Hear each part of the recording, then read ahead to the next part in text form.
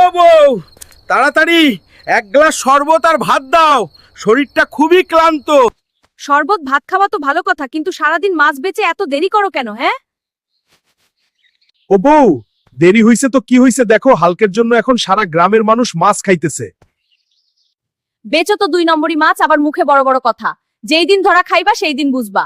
হুহ, কি যে বলো। আমার মাছ যদিও 2 নম্বর, কিন্তু হাল্ক তো আসল, তাই না? আর হাল্ক গ্রামে আছেও মাত্র 1টা।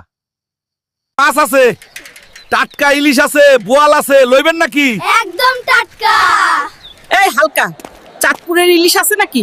দাদি, এই লন খাঁটি চাঁদপুরের ইলিশ, ভাজবেন আর খাইবেন।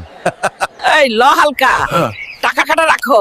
ও বেশিই দিলাম, চাঁদপুরের ইলিশ আনছো তাই। আরে দাদি, কত শখ করে পাঙ্গাস মাছটা নিয়ে গেল।